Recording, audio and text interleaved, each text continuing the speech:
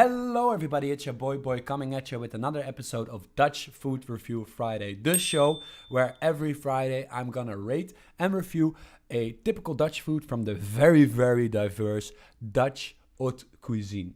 By the way, if you want me to review a specific Dutch food, please leave in the comments which Dutch food you want me to review and why. And also, if you enjoy this video, please consider liking and subscribing. It would help me out a lot. Well, it's December and you've decided to spend your holidays in Amsterdam. And although you haven't taken any paddo's or weed, you still feel like you're on drugs because everywhere you look, crazy shit is happening. Some old fart is sitting on a horse, black Pete's are roaming the city throwing candy at children's heads while parents are yelling at each other, and on every 3 meters of Amsterdam, these suckers stand. These are called gebakkramen. And here they sell the pinnacles of Dutch food culture.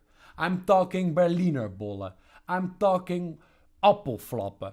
I'm talking fucking waffles. But mainly they sell the very delicious, the very exquisite, the food we're gonna talk about today, the Oliebol. What is an Oliebol?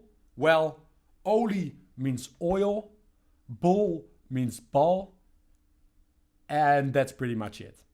It's literally a ball of dough, deep fried in oil and covered with powdered sugar.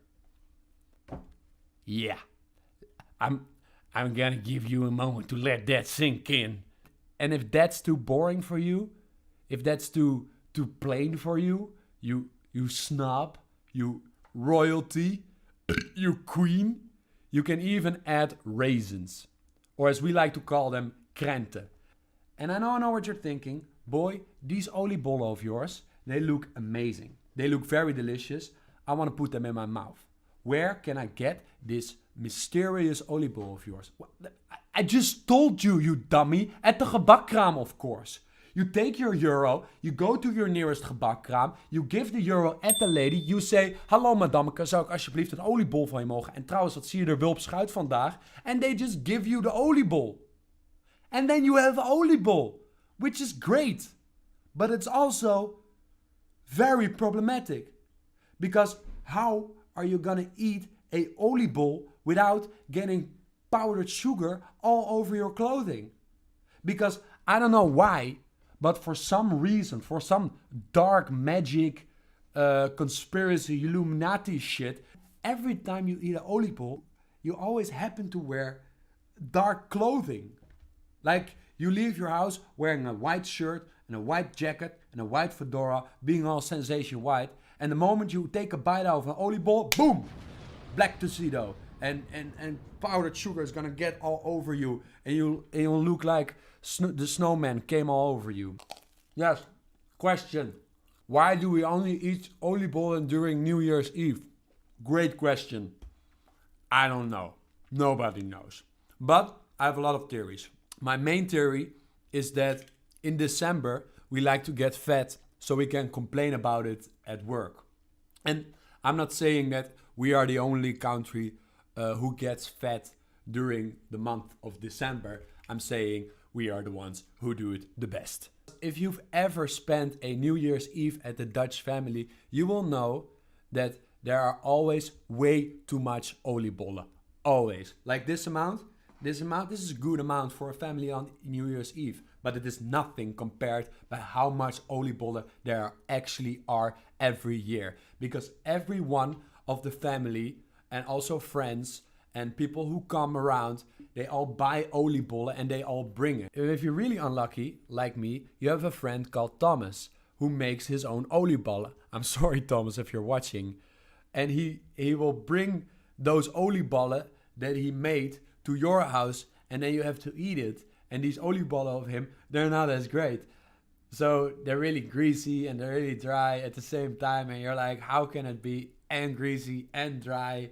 Like, how is that even possible? But you can't really say anything about it because he's your friend and he made it for you. It's like, so Thomas, your oliebollen are really great.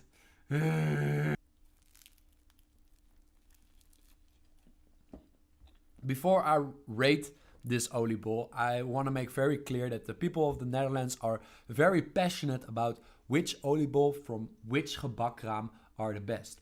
My grandma would actually go to 5 different gebakkramen and taste every oliebol to decide which oliebol she would buy on New Year's Eve. We also have a test. It's called the AD oliebollen test that actually rates every oliebol from every gebakkraam on a big ol' list. So you can see which oliebol is the best and which is the worst.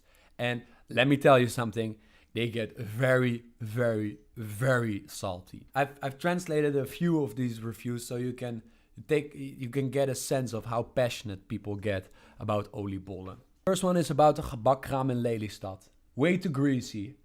Tough, thick crust, a soggy bite of dough. Having to live in Lelystad and to eat these oliebollen, how much misery can a person handle? The second one is about a kraam in a little city called Purmerend. The guy probably made a mistake and put gasoline instead of oil. The balls taste like gauze. Uneatable creatures, tough, greasy, and also a weird white rash. And this last one, this is by far the worst one I've ever read. It's about a kraam in Nederweert. Tastes like cigarettes. Undercooked, greasy, tasteless sponge, disgusting, sticky and really rancid. In short, an oliebol in the category eat and die.